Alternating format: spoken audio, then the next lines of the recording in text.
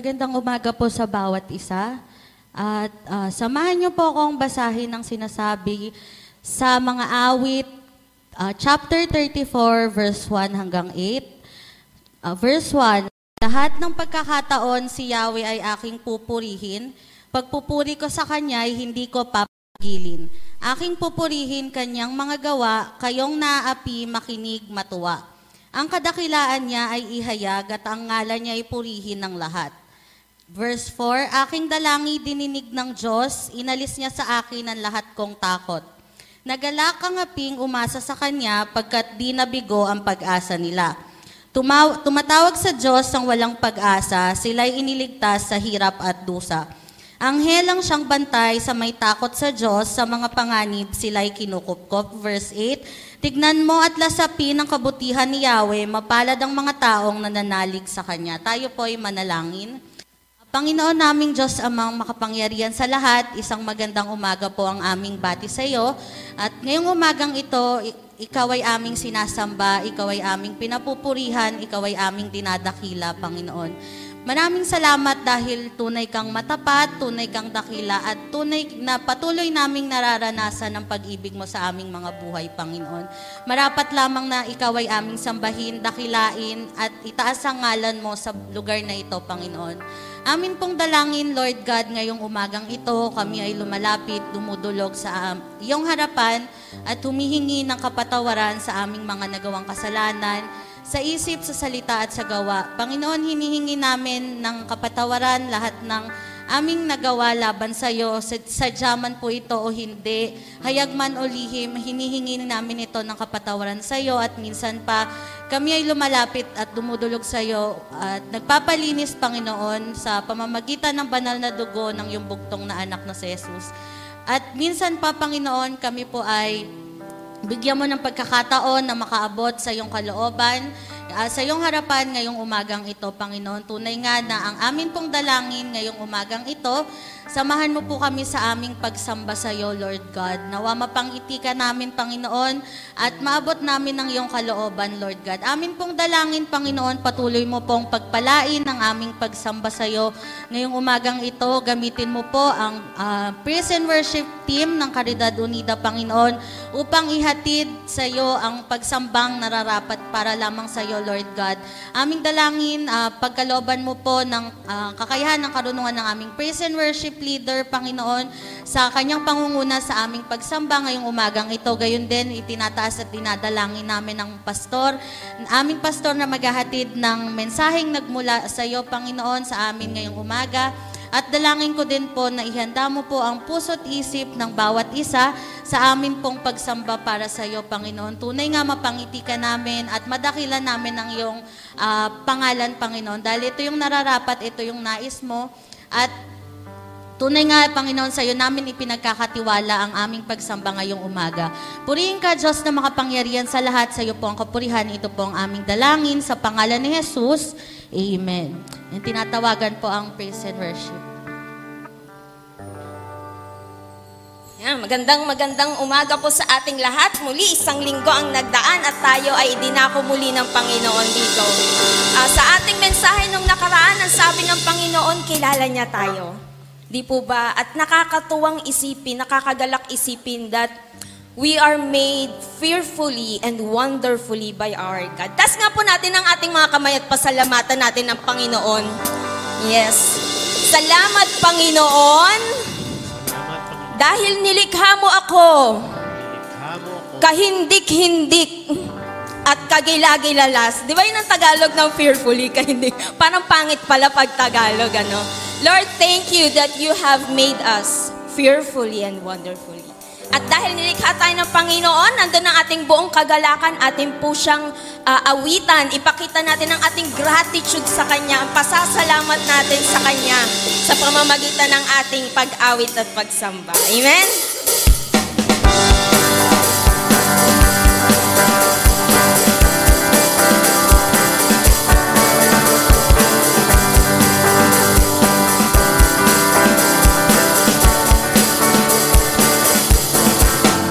Mga labi ko, Diyos, sa'yo aawi.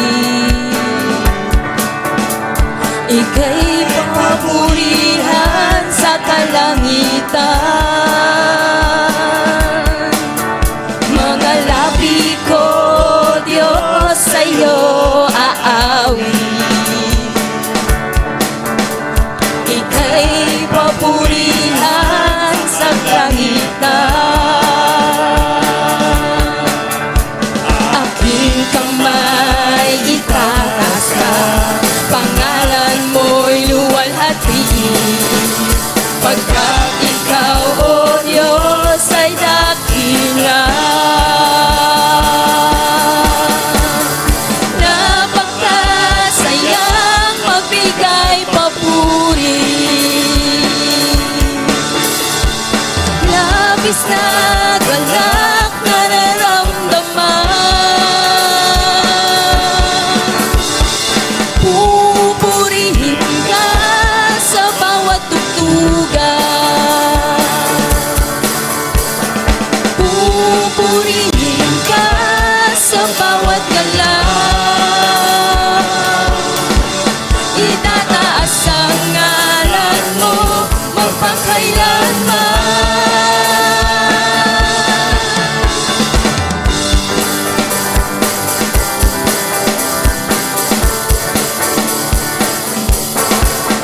Sa taglay mong lakas, O Diyos, purihin ka.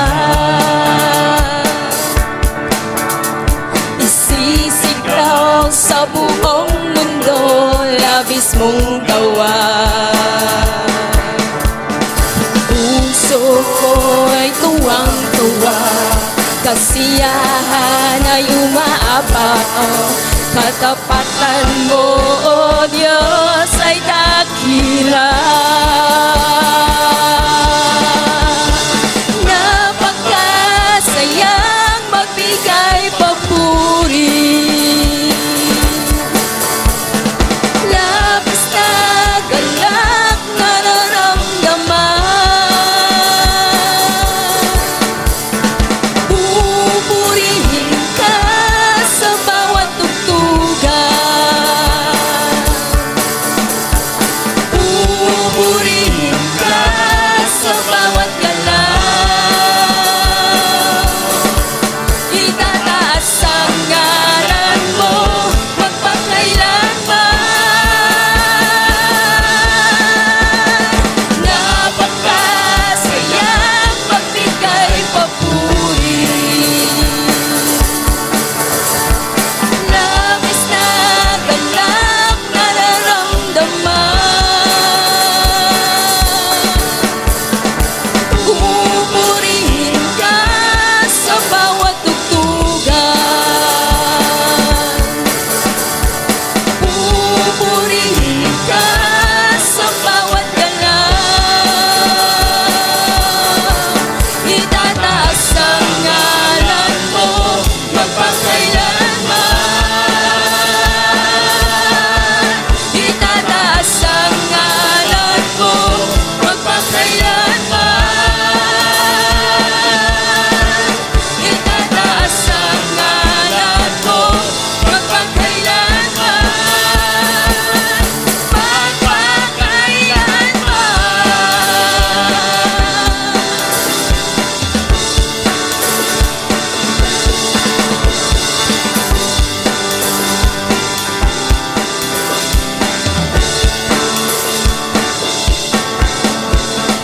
Huwag kang mag-alala sa mundong ginagalawa. Ang buhay mo ngayon may katiyakan. Huwag mag-alinlangan, tumawag sa Kanya. Siya ang kasagutan magpakailanman. Ay saya-saya, ay saya-saya ng buhay kapag kasama ka. Ay ganda-ganda ng buhay kapag kapiling ka. Ikaw ang buhay ko,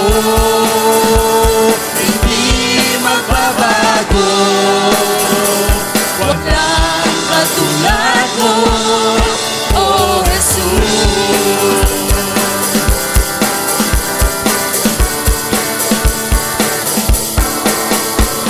Ikaw ang kailangan sa buhay kong ito. Walang pangangamba, ikaw ang pag-asa.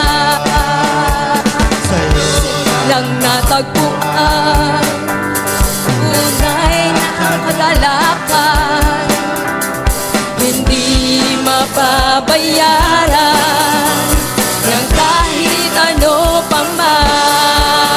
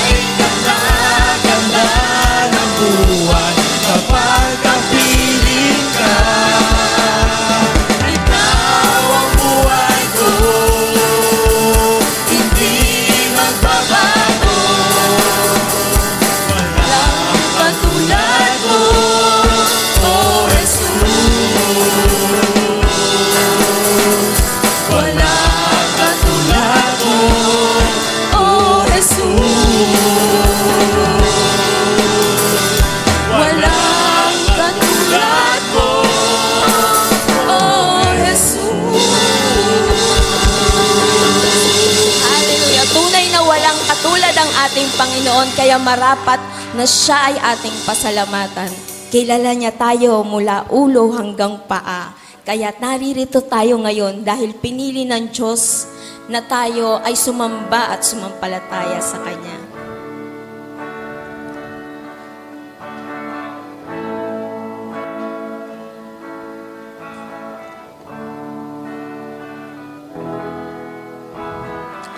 Puso ko iyong sinisiyasat.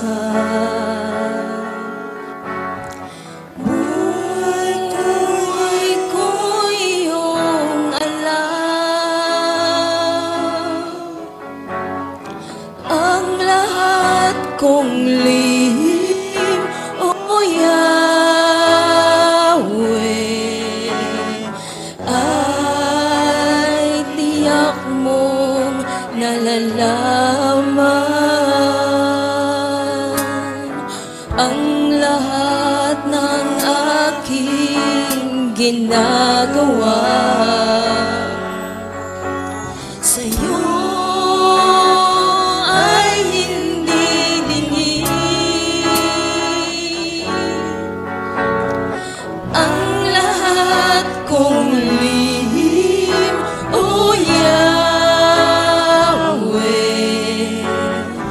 ay tiyak mo ngang nababatid. Salamat, Panginoon, kilala mo ako. Ang lahat ng bagay ay dilingid sa'yo. Salamat, Panginoon, itinutuwid mo ako. Ikaw lang ang may alam ng aking patutunguhan. Salamat sa'yo, Panginoon.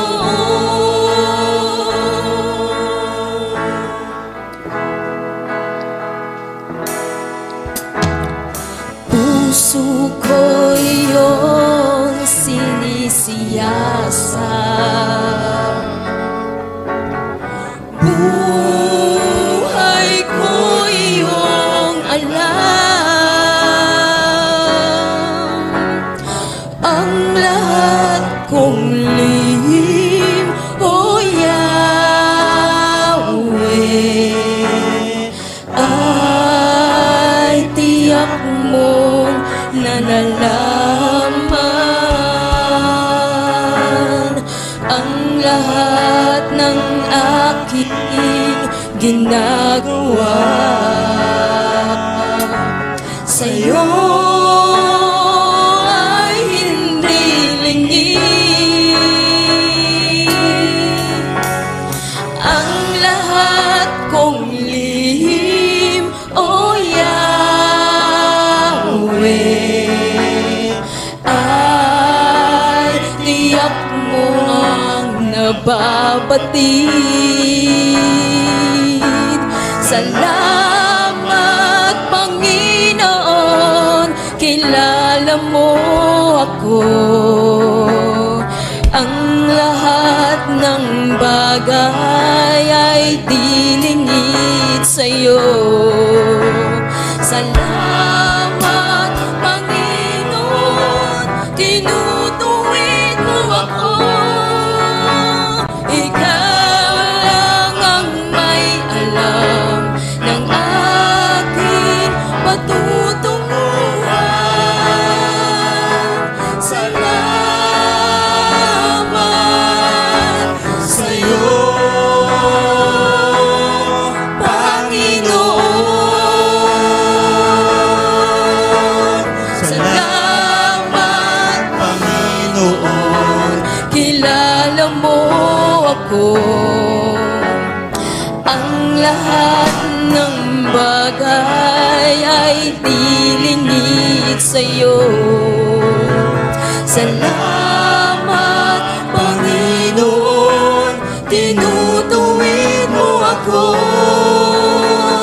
Ikaw lang ang may alam ng aking patutunguhan. Salamat sa'yo, Panginoon. Ikaw lang ang may alam ng aking patutunguhan. Salamat sa'yo, Panginoon.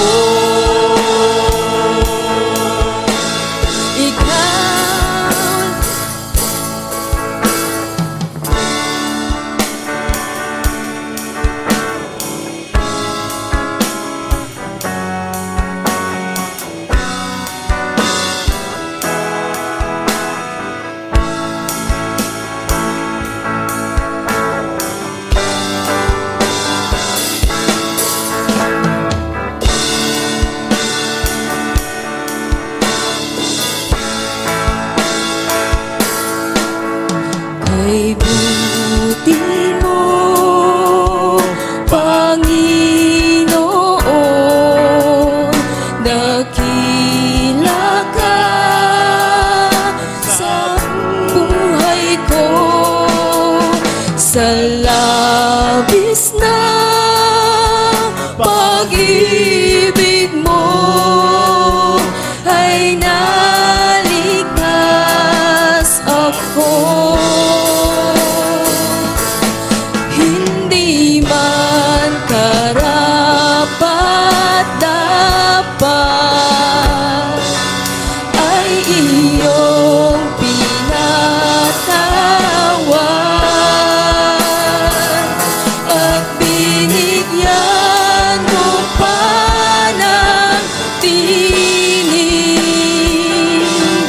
Tinuruan mong umawit, kaya ngayon ang puso't isip ko'y isang sinasambit.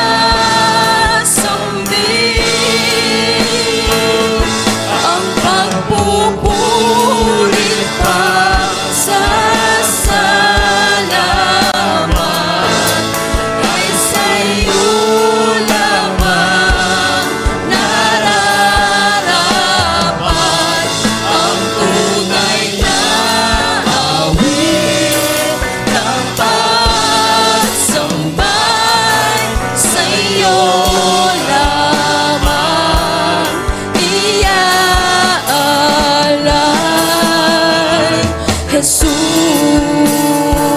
Jesus, tunay ngang napakabuti mo, O Diyos. Kay buti mo, Panginoon, dakila ka sa buhay ko. Sa labis na pag-ibig mo ay naligtas ako. Hindi man karapat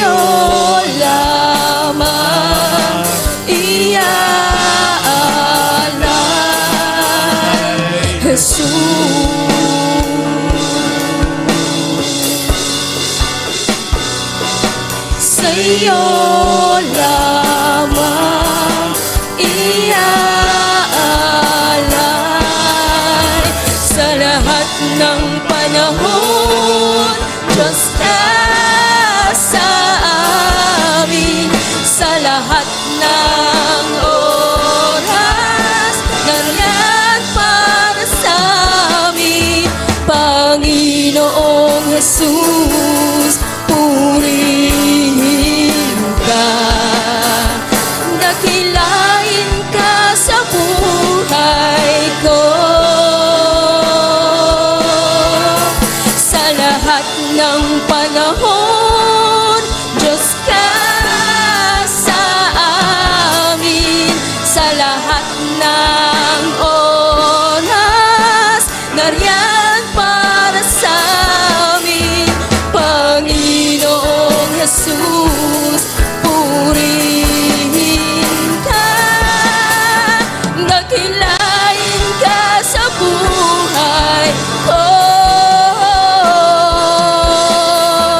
Di nagbabago, Diyos ka sa amin. Tanging sandi ka, nariyan para sa amin. Panginoong Jesus, maghari ka, magliwanag ka sa buhay ko. Magliwanag ka sa buhay ko.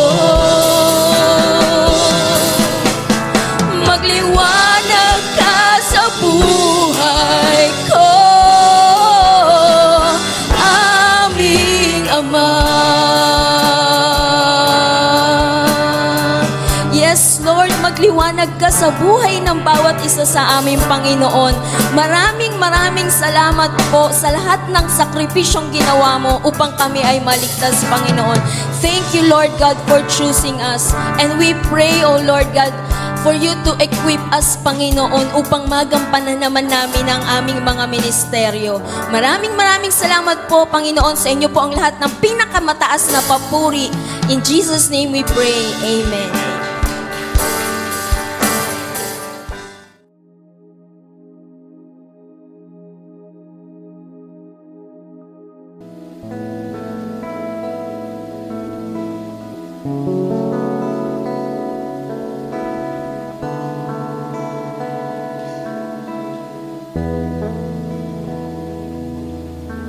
Muna ang akala ko, ang buhay ko'y di na magbabago. At kahit anumang gawin, ako'y bumabalik sa maling gawain. Marami na akong sinubukan, kung sino-sinong nilapitan. Nang halos ako ay sumuko na, si Jesus ay nakilala.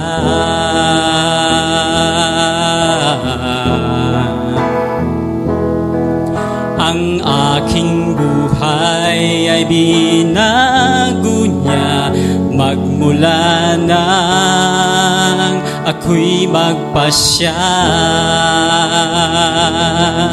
At sa aking puso'y paghariin siya. Anong himala, ako'y nag-iba. Kasalanan ko ay pinatawad. Ginawang anak niya sa langit pupunta. O kay buti ng Diyos, at ako'y binago niya.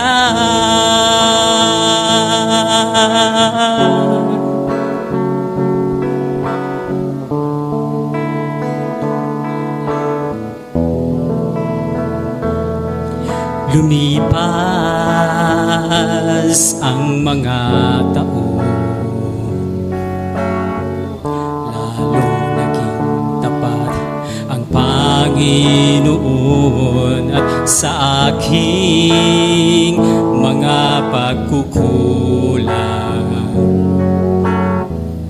siya ang nagtutuwid sa aking daan. kung iisipin ko lamang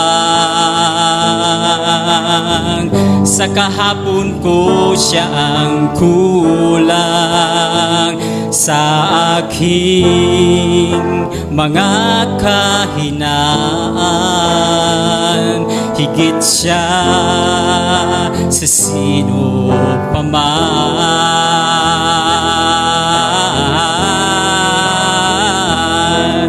Ang aking buhay ay binago niya magmula nang ako'y magpasya. At sa aking puso'y paghariin siya. Anong himala, ako'y nag-iba. Kasalanan ko ay pinatawad. Ginawang anak niya sa langit pupunta. O kay buti ng Diyos at ako'y binago niya.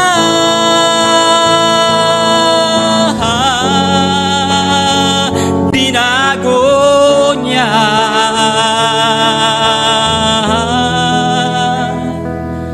O kay buti ng Diyos at ako'y binago niya. Alam ko po na bawat isa sa atin ay mayroon pong kanya-kanyang personal na mga testimony, karanasan kung paano natin natagpuan o paano tayo natagpuan ng Panginoon. At nung panahon na tayo nagpasya, natanggapin natin siya bilang Panginoon at tagapagligtas ng ating mga buhay, ay doon yung mga pagbabago. Amen po ba mga kapatid? Ako po ay mangingisda lamang. Nakatira kami sa tabi ng dagat. At nung panahon na yon ay marami pong sakit at karamdaman. At mayroon pong time mga kapatid na kahit maglakad lang siguro ako hanggang palabas, ay nanghihina na po ako. Kabataan pa ako noon. At alam mo, isang gabi ay mayroon pong crusade na nangyari sa aming barangay. Mga nag-aawitan. At dahil nga allergy yung mga taga-amin tungkol sa mga pag-aawitang makadiyos, dahil bagong reliyon daw, ibang reliyon, nasa distansya yung mga tao. At during that time, distance lang din po ako. Pero alam mo, habang nakita ako kung paano sila nag-aawitan, narinig ko ang mensahe, talagang iba yung naramdaman ko. At hanggang sa tumawag sila kung sino yung magpa-pray, lumapit ako. Alam mo mga kapatid, sipon, luha at sipon, tumulo ng aking mata at ilong. At nung panahon na yun ay mayroon na po akong insomnia. Nagkasakit po ako, hindi na ako makatulog. Ang nanay, tatay ko, nagbibinta kami ng tuba. Tuba kasi yun sa amin, coconut juice. And inom ako, yung siguro mga 1 liter. Iinumin ko yan, 3 bisis ko yan. Dahil ang purpose lang, makatulog po ako. Yes, makatulog ako, pero alas 2 na mga madaling araw, gigisingin ako at hindi na ako makatulog hanggang kinaumagahan. Ganyan po yung karamdaman ko dati. At alam mo, nung panahon na ako po'y pinagprehan, umuwi ako, dala-dala ko yung mga basahin, mga kapatid, nakatulog po ako, hindi ako nakainom ng tuba, nakatulog po ako. At alam nyo, ang gumising sa akin yung pagsikat ng araw. Kasi tabi kami ng dagat, yung kusina namin ay harap-harap talaga ng pagsikat ng araw. At hindi ko makalimutan yun. Dumaan yung maraming pagsubok dahil ayaw ng nanay ko, pero salamat sa biyaya ng Panginoon. Nag-reason out sa akin kasi sabi ng mga magulang ko na bagong reliyon yan. Pero nag-reason out, bago pa ako sa Panginoon, nag-reason out sa aking sarili. Sabi ko, kung ito yung bagong reliyon, bakit po ako pinagaling? So sa biyaya ng Panginoon mga kapatid ay naranasan ko yung biyaya ng Panginoon, paano niya ako pinalakas. At purihin ng Diyos, no? 6 po kami mga kapatid. Nandyan po aking mga magulang ngayon sa probinsya at sila po din ay naglilingkod na sa Panginoon. So, purihin ng Diyos sa Kanya pong pagtawag sa atin at biyayang-biyaya. na tayo po ay kilala ng Panginoon. Amen po. Pwede ba natin palakpakan ng Diyos sa umaga po ito?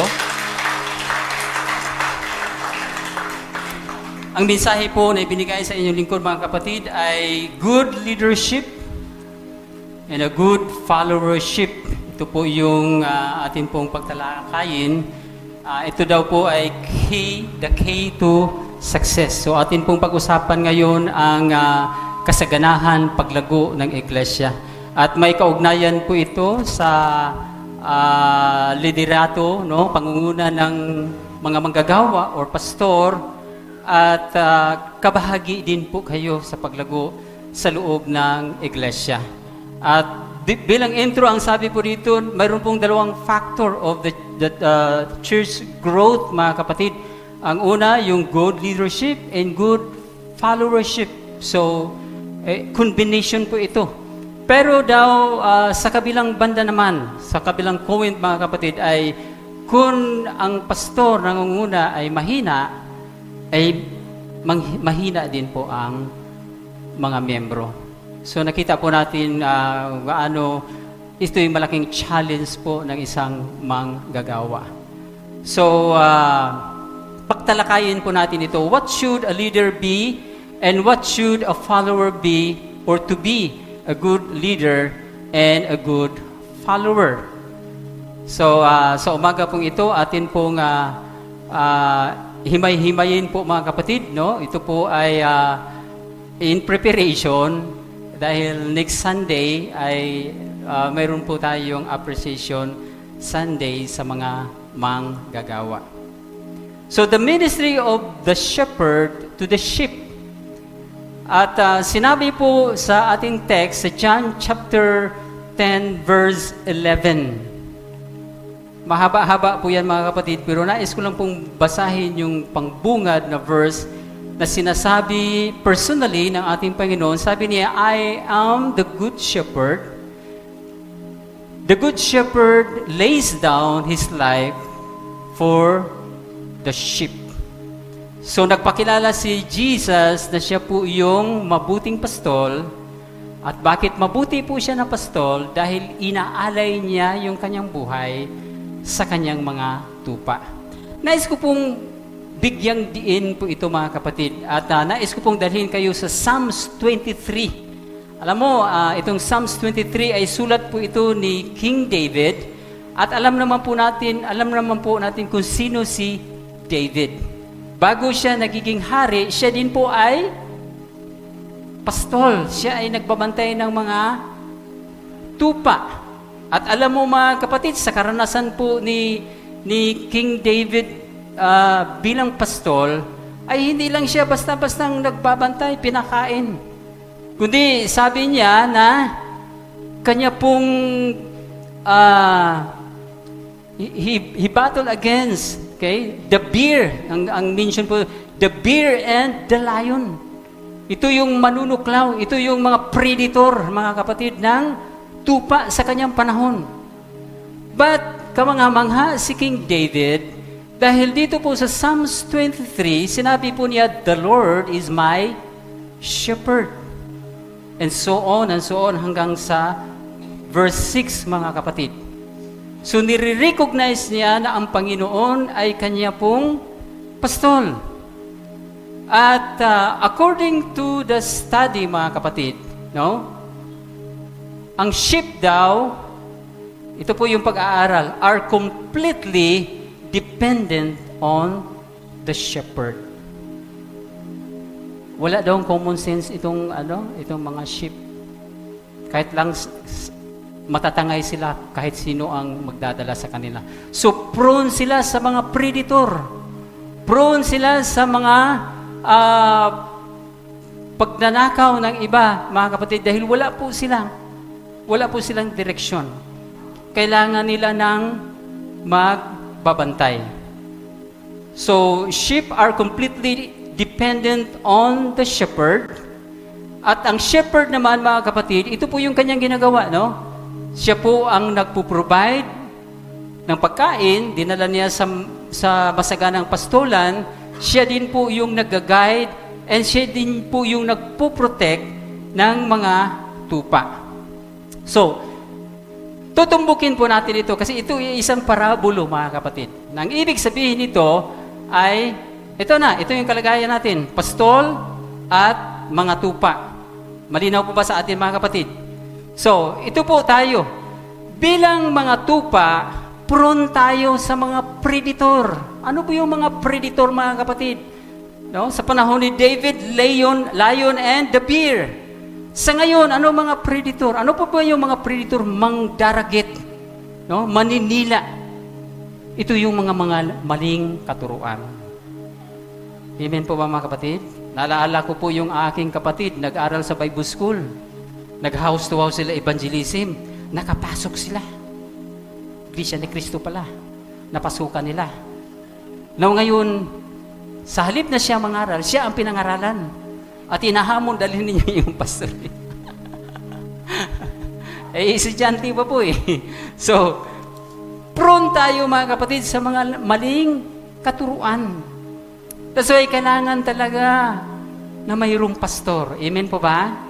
Dahil ang trabaho ng pastor, mga kapatid, mamaya po atin pong isa-isahin yun kung ano ang trabaho ng pastor. So, kung wala pong nagbabantay, tatangayin tayo at malihis tayo sa katotohanan. At alam mo, sa panahon ni Jesus Christ, sa Matthew chapter 9, verse 36, mga kapatid, ang sabi po dito, nang makita niya ang napakaraming tao, nahabag siya sa kanila, sapagkat sila'y litong-lito at hindi alam ang gagawin, parang mga tupang walang pastol. So makikita natin ang kalagayan ng mga alagad ng Diyos na kagaya mo at kagaya ko, na kung hindi tayo pangunahan ng pastor, madali tayong matangay sa mga maling katuruan. Malinaw po ba sa bawat isa sa atin, mga kapatid? So sila'y litong-lito at para silang mga tupang walang pastol. At alam nyo, may mga taong walang purpose sa buhay. May mga taong walang direksyon. Dahil bakit po ayaw nila na mayroong mangunguna sa kanila? Marahil siguro hindi nila alam kung ano ang benepisyo, mga kapatid, kung mayroon pong nangunguna. Lalo na sa pagtuturo sa atin tungkol sa salita ng Panginoon. And who is this shepherd na sinasabi, mga kapatid? Of course, sa John chapter 10 verse 11, the Lord says, I am the good shepherd. Now, dito po sa Psalms 23, sabi din po ni King David, the Lord is my shepherd.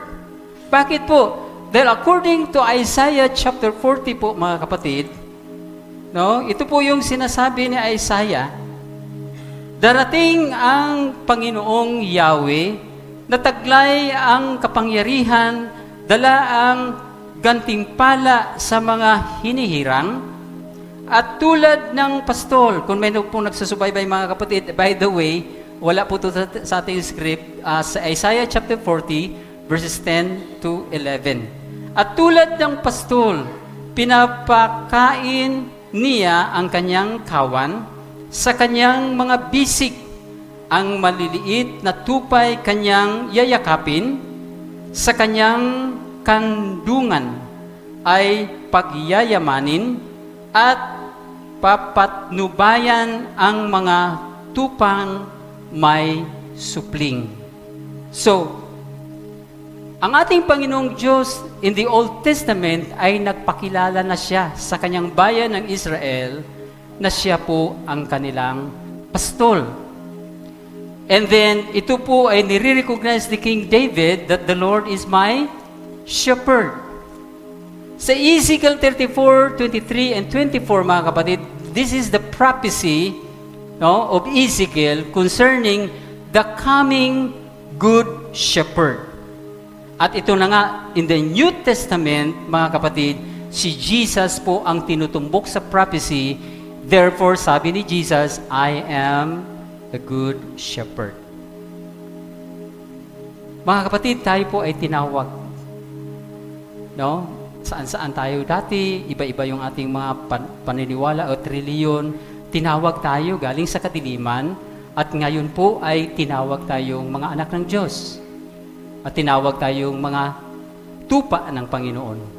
Siya po yung hindi nakikita natin na pastol. Amen? And truly, the Lord provide us, guide us, and protect us along the way. Naranasan po siguro ninyo kung paano kayo pinatnubayan ng ating Panginoong Hesukristo. So, ang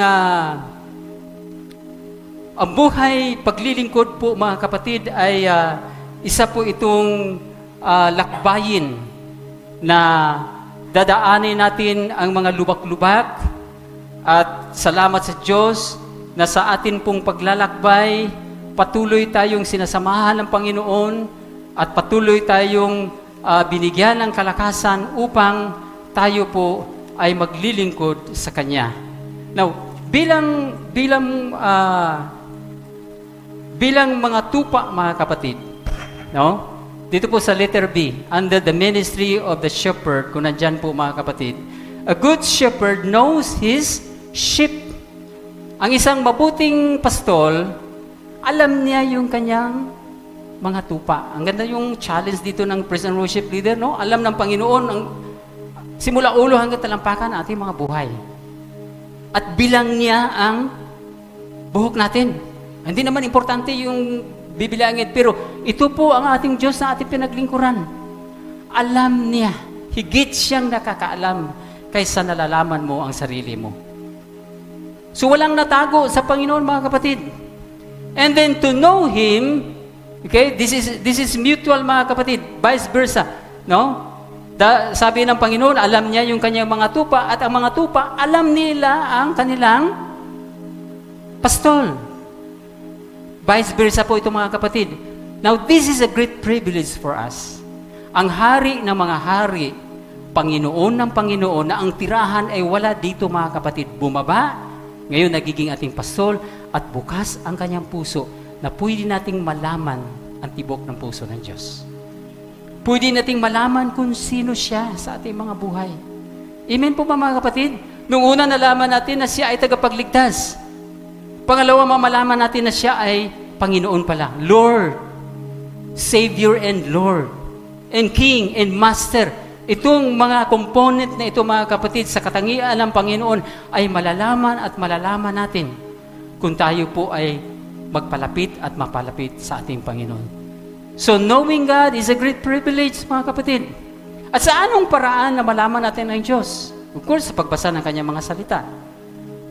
Sa paglaan ng panahon sa panalangin. Amen po ba, mga kapatid?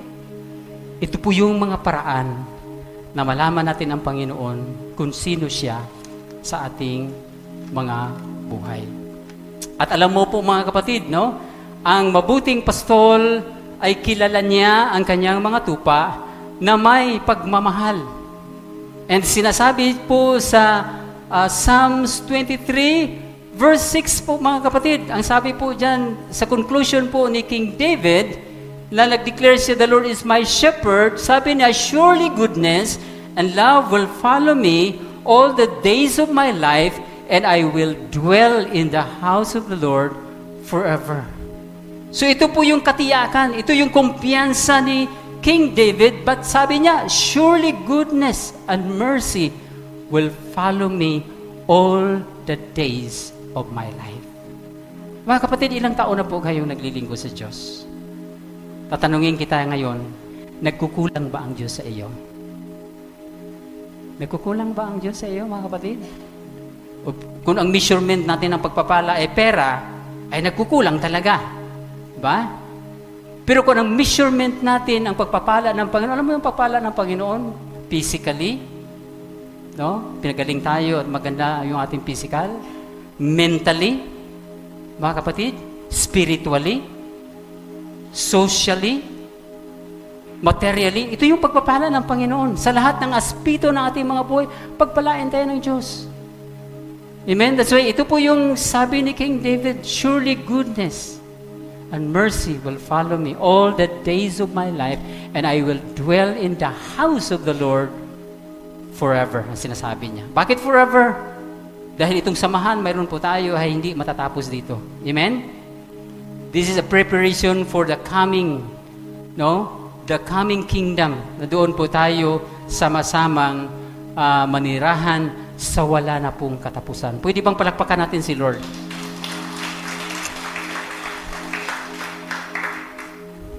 Nung si Jesus ay umakyat sa langit, bakit po siya umakyat sa langit, mga kapatid? Siya yung nabuhay maguli.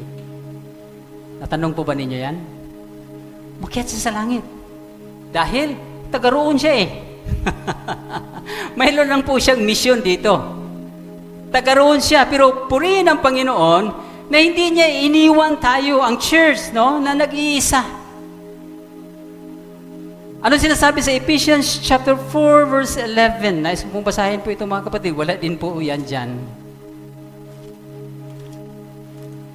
Ephesians chapter 4 verse 11, sabi po dito, it was He who gave some to be apostle, to be prophets, some to be evangelists, and some to be pastors and teachers. Nung si Jesus ay umakyat, mga kapatid, dito po, nag-iwan po siya ng mga katangian na taglay-taglay ng propita, pastol, evangelista, teachers, o ano pa yung isa? Prophet, mga kapatid. Ang tawag po dito, the fivefold ministry gift na ipinagkaloob ng Panginoon sa loob ng church.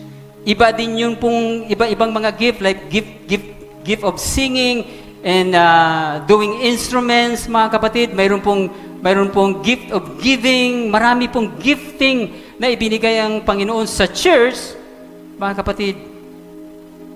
Ito po ay upang mapaglingkuran ang iglesia ng Panginoon. So, anong ibig sabihin ito, mga kapatid? Kaming mga pastor ay visible. Pastor kami under the head ng ating Panginoon Kristo. Amen po ba, mga kapatid? Malinaw po ba sa inyo? At ang trabaho namin, ang trabaho ko bilang pastor, mga kapatid, ay ang sabi po dito, sa kung atin pong ipagpatuloy po ang Ephesians, and some to be pastors and teachers, ito po yung trabaho namin, to prepare God's people for works of service. So ito po yung trabaho ng pastor. Ako, alam ko yung trabaho ko, mga kapatid, na kayo dalhin sa isang head natin, the great pastor. Dahil siya yung supplier natin, amen? Siya yung ating protector. Siya yung guide natin above all. Kami ay visible lang na nag-carry ng salita ng Panginoon upang ang Diyos mismo, na kanyang mga salita ay maipaabot sa bawat isa sa atin. Malinaw po ba sa bawat isa sa atin? Pwede bang palakpakan natin si Lord? So under this Ephesians chapter 4, mga kapatid, sinasabi din po niya dito, until we all reach unity in the faith and in the knowledge of the Son of God, and become mature, attaining to the whole measure of the fullness of Jesus Christ. So, anong purpose po ng fivefold ministry gift o sa lahat ng gifting na ipinagkaloob ng Panginoon sa loob ng church, mga kapatid? To build us up. Amen? Upang patatagin ang bawat isa sa loob ng iglesia. So, atin po kayo, mga kapatid, mga cell group, ano po yung mga pagsanay-sanay sa loob ng church, atin po ito dahil ito po ay pagpatatag sa ating mga buhay paglilingkod. At alam mo, mahirap tayo hihilain sa labas kung tayo po ay nakakunik na sa gawain ng iglesia. Amen po ba, mga kapatid? To build us up, to unify us. Upang tayo magkakaisa, to mature us. And the number 4, mga kapatid, to be like Christ in character. So ito yung purpose ng Panginoon. Hinahanda niya tayo. The aim purpose is maging kagaya tayo ni Kristo, sa pag-uugaling maka-Diyos. Malinaw po ba sa bawat isa sa atin? So, hindi na po sasabihin, ay, palagi ko na naririnig yan sa loob ng church. Mga kapatid, hindi po ganyan mga kapatid, no? Ang pakinig natin sa salita ng Panginoon, information po ito upang ito po ay i-apply natin sa ating mga buhay at ito po ay mag-create, mga kapatid, ng katatagan sa buhay paglilingkod. So our first commitment as pastor, our first commitment, mga kapatid, is to the Lord. Sa Diyos po yung aming commitment. At ako bilang pastor ay hindi malapit sa Diyos. O anong mangyayari, mga kapatid, no? Pabanjing-banjing na pastor, of course, manghihina yung spiritual ko, ipakain ko sa inyo. Kung ang pastor ay hindi nagbabad sa salita ng Diyos, hindi nagbabad sa panalangin, magre-resulta din po ito sa inyo, mga kapatid. Magkaroon po ng poor feeding. No? Hindi mapakain kayo sa spiritual na. So, mahina ang pastor, mahina din ang membro. Malinaw po ba sa bawat isa sa atin? At alalahanin po sana ninyo, mga kapatid, no? Kami, yung mga pastor, ay tao lamang. May kahinaan din po kami, kagaya niyo. Huwag niyo ituring yung pastor na superstar. Sa biyaya lang ng Panginoon, nakatayo kami sa inyong harapan. Ano pa yung sinasabi ni Pastor Edo?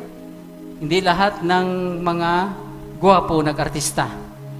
Yung iba nagpapastor. Kasama na kami si Pastor Joseph. Hallelujah. So the advantage, mga kapatid, mayroon po kami, tinawag kami ng Diyos.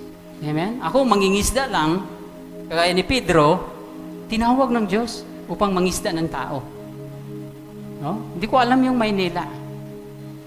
At marami kayong malalaman sa buhay ko kung bigyan niyo ako ng mahabang panahon dito. Ako po ay grade 6 lang na natapos at sa biyaya ng Panginoon nakapag-eskwela ako ng Bible School. Yun, mga kapatid, dahil yung mga magulang ko magsasabi, huwag kang mag-aaral. Kasi yung mga nakatapos na ay bumabalik sa pangingista. Parang ganyan mo, mga kapatid. So, biyaya ng Panginoon, ang advantage, mayroon po kami mga manggagawa, mga pastor, dahil tinawag po kami sa Panginoon. Pero kami ay tao lang na mayroon pong kahinaan.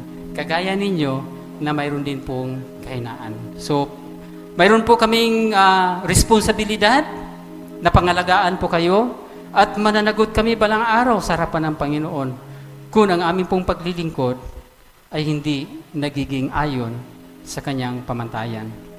Pero lahat tayo, mga kapatid, ay tinawag ng Panginoon. Amen po ba? Upang paglingkuran natin ang isang Diyos, no? At tatanggap ng mga gantimpala sa pagdating ng panahon. So, purihin po ang Diyos sa Kanya pong pagtawag sa bawat isa sa atin. Number 2, mga kapatid, the ministry of the sheep to the shepherd. So, dito na naman po tayo sa ministeryo ng mga tupa sa kanilang pastor. At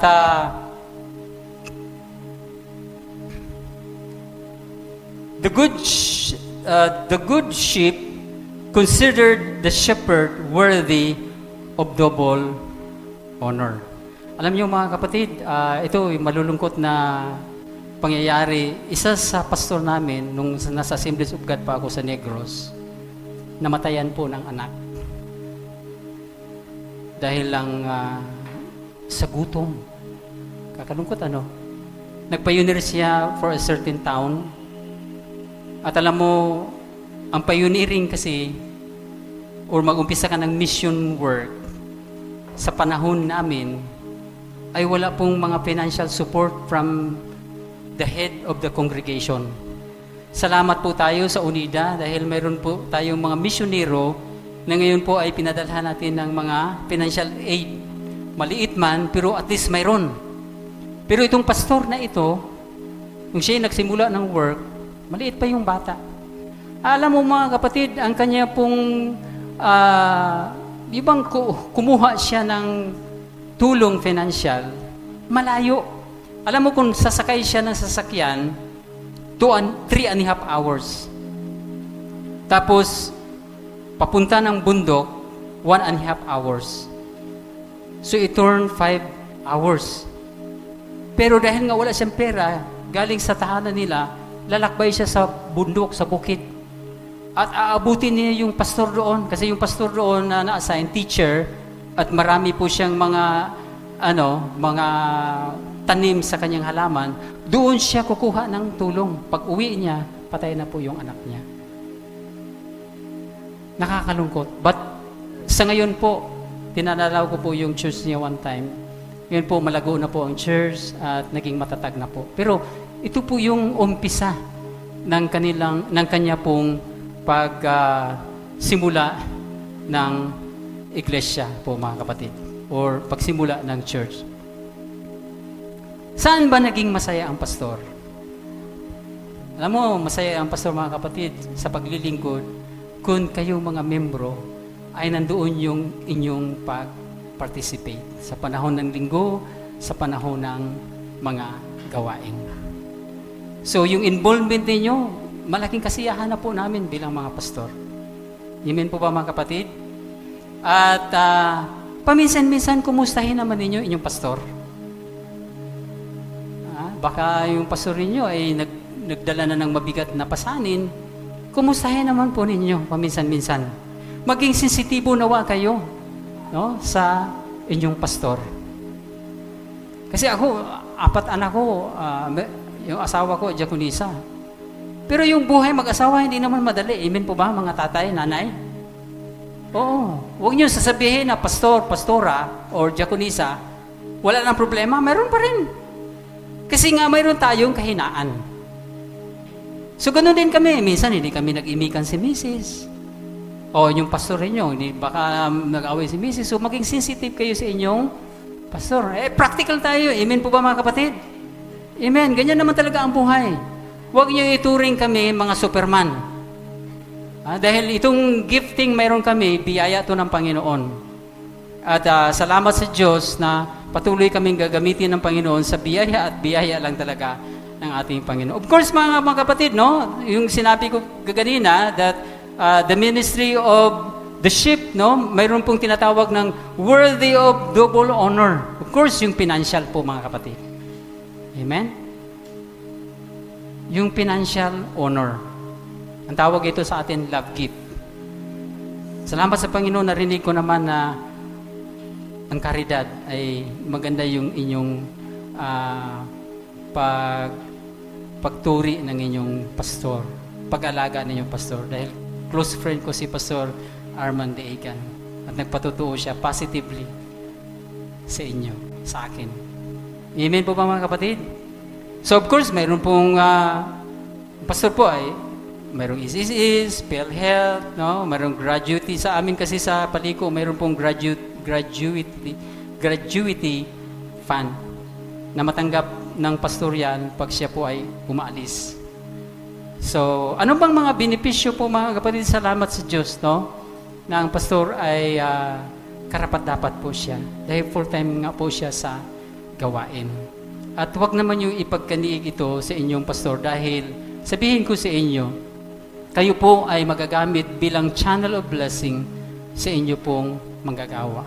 At alam niyo po, mga kapatid, ang pangako ng Panginoon ayon sa Matthew chapter 10 verse 44, no? Tandaan ninyo, sino mang magbigay ng kahit isang basong malamig na tubig sa isa sa mga maliliit na ito dahil sila'y alagad ko, siya'y tiyak na makatanggap ng gantimpala. So magiging channel of blessing po tayo. At yung ating pagbibigay sa mga lingkod ng Panginoon, mga kapatid, ay ibalik ng Panginoon na isang daang dubli sa inyo. At kayo'y patuloy na pagpalain ng Panginoon. Amen po ba, mga kapatid? So ang Diyos, hindi siya nagkukulang. Kung ating sundin yung pamantayan ng Panginoon, ay patuloy tayong pagpalain ng ating Panginoon. Of course, mga kapatid, no? Ito, last na to, patapos na to, mga kapatid. Igalang natin, kasi yung pangalawa po ay material honor and then non-material honor, mga kapatid. Ito yung paggalang ninyo sa inyong mga manggagawa. Igalang natin at respetuhin natin ang ating mga pastor o mga manggagawa na hindi dahil kung sino siya, kundi dahil sa Diyos na tumatawag sa Kanya sa paglilingkod. The Lord will bless you, and sino mang magbigay kahit isang basong tubig, sinasabi ko po kaganina mga kapatid, ay mayroon pong gantimpala sa Panginoon. And then next mga kapatid, submit to the authority of your pastor.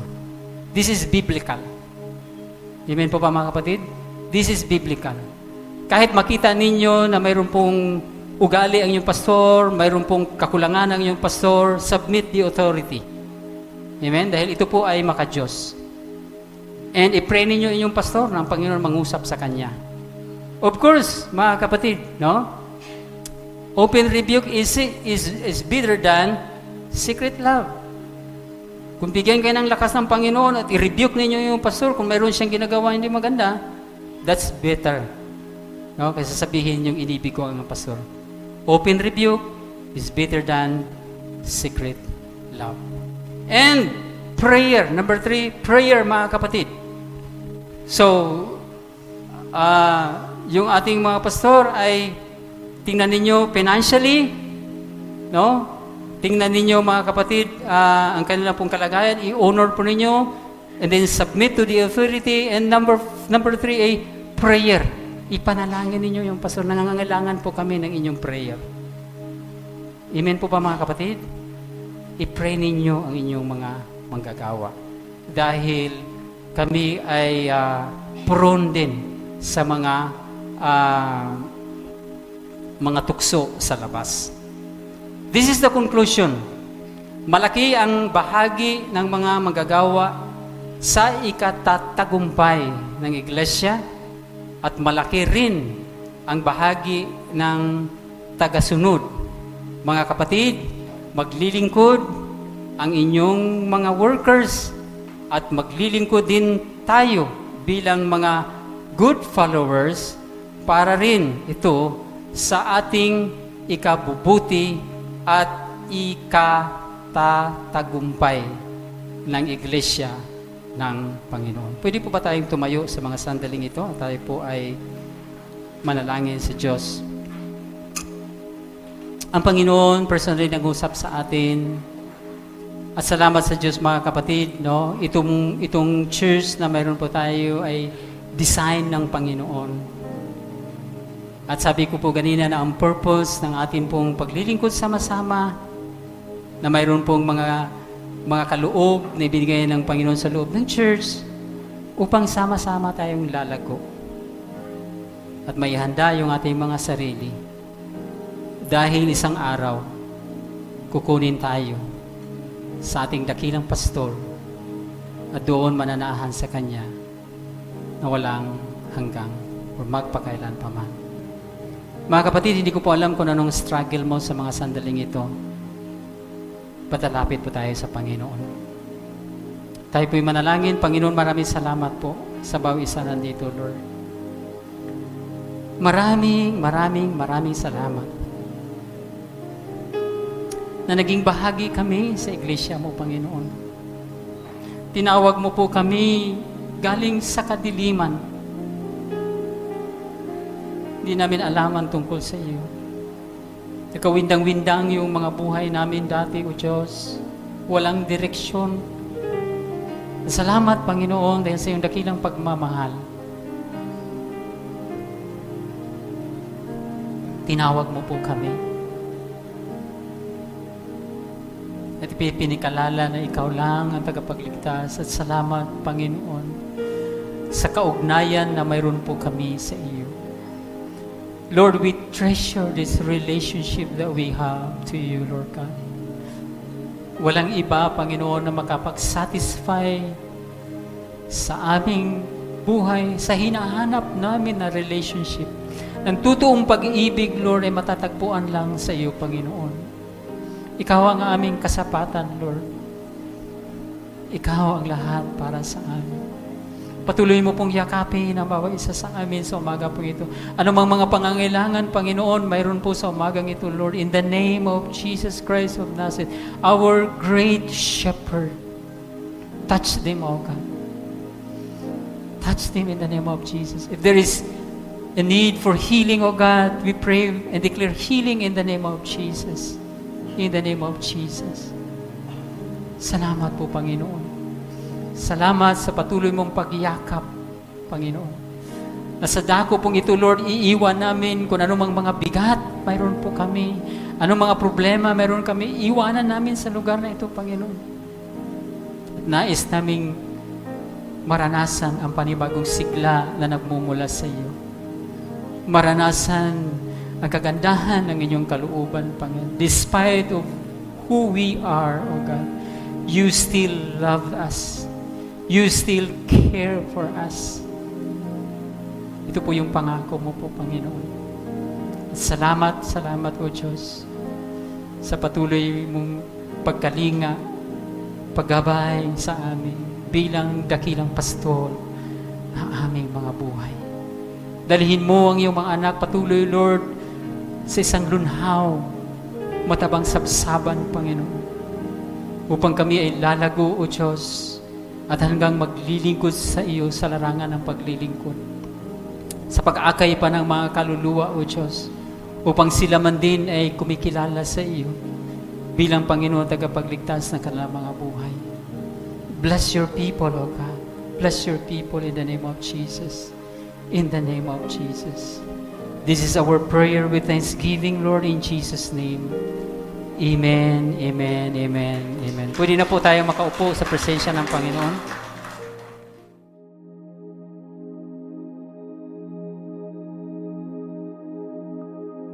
Maraming salamat po, Panginoon, sa matagumpay na pagsamba. Mayroon po kami sa umagang ito. Salamat, Panginoon, sa sama-samang pag-aawitan na nagiging samyo sa iyong harapan. At salamat din po, Panginoon, sa pagbibigay ng aming mga ikanapo, ang aming mga tithes and love offerings, Panginoon, na ang pangako mo, O Diyos, na mayroon pong 100 dubli na iyo pong ibabalik sa bawat isa na nagbibigay nito. At pangako mo din, Panginoon, na sasawayin mo po, Lord, ang mga humahadlang at gumagambala ng mga negosyo, mga hanap buhay na inyong mga anak. Salamat din po sa iyong mga salita na patuloy nangungusap sa amin. Paalaala, Panginoon, kahit man hindi namin kayo nakikita mukha sa mukha, subalit ipinagaloob niyo po ang mga kaloob sa loob ng iglesia upang patuloy na magkakaroon po kayo ng contact sa bawat isa sa amin. Panginoon, maraming salamat sa iglesia pong ito na patuloy mong iniingatan at patuloy mong pinagpala. Salamat sa mga kapatiran, sa panguna po ng aming Pastor Larry, Panginoon, sa aming Joseph at sa mga manggagawa sa loob ng iglesia. Salamat po sa pagsubaybay sa mga gawain, sa kanila pong mga cell group, mga gawain po ng iglesia, sa mga council. Salamat, Panginoon, na patuloy mong pinangunahan ang iglesia na ito at dinadala tungo sa paglago. Panginoon, sa amin pong pag-uwi sa umagang ito, dalhin namin, Panginoon, ang presensya mo. Dalhin namin ang kapayapaan nagmumula sa iyo. Dalhin namin ang panibagong sigla, Panginoon, na nagmumula sa iyo. At upang maging pagpapala kami sa mga membro ng aming tahanan, maging pagpapala kami sa bawat isa, at maging pagpapala kami sa mga tao na nasa aming kapaligiran. Sa pagtaas ng kamay na iyong paglingkod, Panginoon, ay sama-sama po namin tanggapin ang mga papalang nagmumula sa iyo. Mga kapatid, ang pag-ibig ng Diyos Ama, ang biyaya ng ating Panginoon sa Kristo, ang gabay, kapangyarihan ng Banal na Espiritu ay sumasa ating lahat sa pangalan ng Ama, ng Anak at ng Espiritu Santo. Amen.